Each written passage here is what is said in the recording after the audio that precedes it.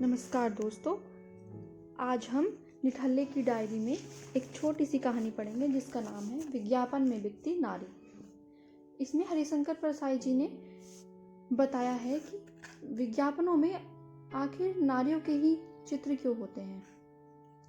तो उन्होंने अपने कुछ सहज विचार दिए हैं जो कि इस प्रकार हैं। अखबार में भविष्य फल और विज्ञापन जरूर पढ़ता हूँ। जिनका कोई भविष्य नहीं है उन्हें भी भविष्य फल पढ़ना चाहिए। कभी कभी फल में से भविष्य निकल पड़ता है, जैसे अकाल में से राहत कार्य अधिकारियों के बंगले निकल पड़ते हैं। मेरी राशि के सामने लिखा रहता है, इस सप्ताह आर्थिक तंगी रहेगी पर पैसे का प्रबंध हो जाएगा। मेरे और भारत सरकार के ग्रह एक से पड़े हैं, उसका भी यही स्थायी भविष्य फल है। आर्थिक तंगी रहेगी पर पैसे का इंतजाम हो जाएगा।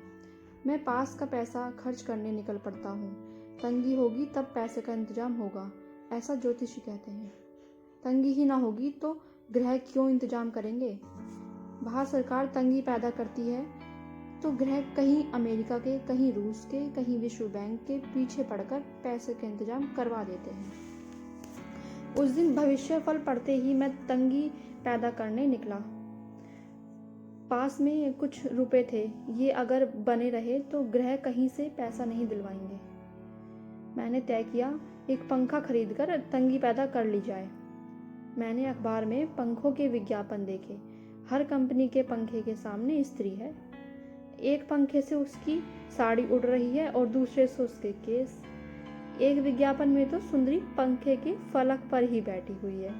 मुझे डर लगा कहीं किसी ने स्विच दबा दिया तो। ऐसी बदमाशियां आजकल होती रहती हैं। मैं सुंदरी के लिए बहुत चिंतित हुआ। पिछले साल मेरा एक महीना ऐसा ही चिंता में कटा था। एक पत्रिका ने मुख पृष्ठ सजाने के लिए चित्र छापा था। तीसरी मंजिल की खिड़की पर स्त्री पैर लटकाए बैठी है। मैं परेशान हो गया। जरा सा झोंका आए तो यह गिर पड़ेगी।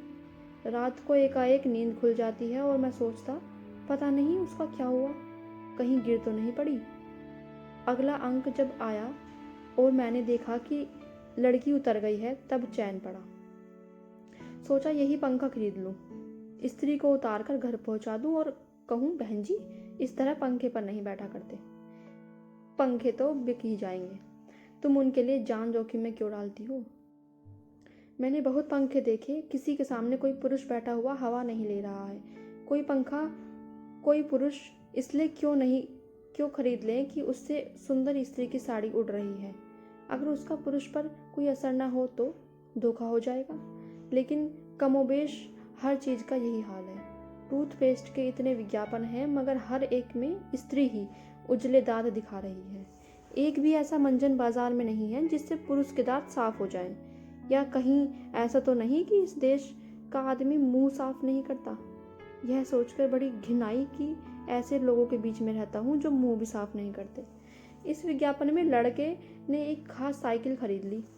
पास ही लड़की खड़ी है, बड़े प्रेम से उसे देखकर मुस्कुरा रही है। अगर लड़का दूसरी कंपनी की साइकिल खरीद लेता तो लड़की उससे कहती, हटो, हम तुमसे बात नहीं करते,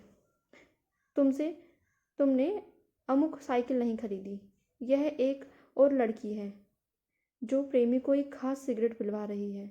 वह सिगरेट पी रहा है और यह मुग्ध भाव से देख रही है। तू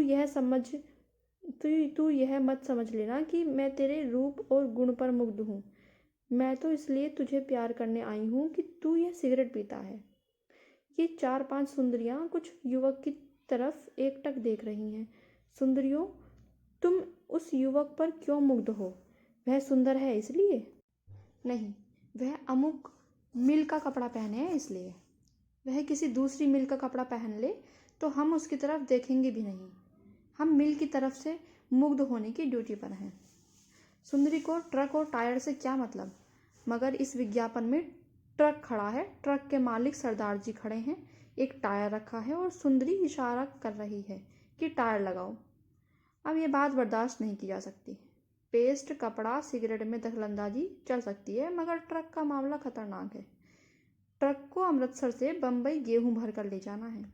अगर स्त्री के कहने से रद्दी टायर लगा लिया और वह कहीं बीच जंगल में धोखा दे दिया तो सरदार जी का क्या होगा? इसकी जिम्मेदारी किस पर?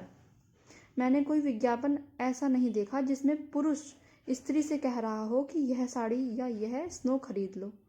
अपनी चीज़ वह खुद पसंद करती है, मगर पुरुष की सिगरेट से लेकर टायर तक में दखल देती है। ऐसा लगता है सारी अर्थव्यवस्था पर नारी सौंदर्य ने कब्जा कर रखा है। मैं नहीं जानता स्त्रियां इन विज्ञापनों में अपने रोल के बारे में क्या सोचती हैं, मगर इनसे ये निष्कर्ष निकलते हैं कि इस देश की सारी सुंदर स्त्रियां कंपनियों की नौकरानियां हैं। उनका काम कंपनी की तरफ से पुरुष को फुसलाना है। दूसरा, सुंदर स्त्री के जीवन का महान उद्देश्य है किसी कारखाने का माल बिकवाना। सौंदर्य की परिभाषा। सौंदर्य स्त्री की वह मोहिनी शक्ति है जिसके वशीभूत होकर पुरुष रद्दी सामान खरीद लेता है। इस देश का पुरुष बोड़म है, उसे किसी चीज़ की परख नहीं है, उसमें सुरुचि का भी अभाव है। स्त्री सिगरेट और टायर के मामले में भी विशेषज्ञ होती है। इस देश का पुरुष स्त्री का गुलाम है, वह जो चीज़ बता देती है उसी को खरीद लेता है। स्त्री अपने उपयोग के किसी सामान में पुरुष को दखल नहीं देने देती। वह साड़ी अपनी इच्छा से खरीदेगी, मगर पुरुष को टायर अपनी इच्छा से नहीं खरीदने देगी। कोई सुंदर स्त्री किसी पुरुष से सच्चा प्रेम नहीं करती, वह उसी पुरुष से प्रेम करने लगती है जो उसकी बताई कंपनी का माल खरीदता है।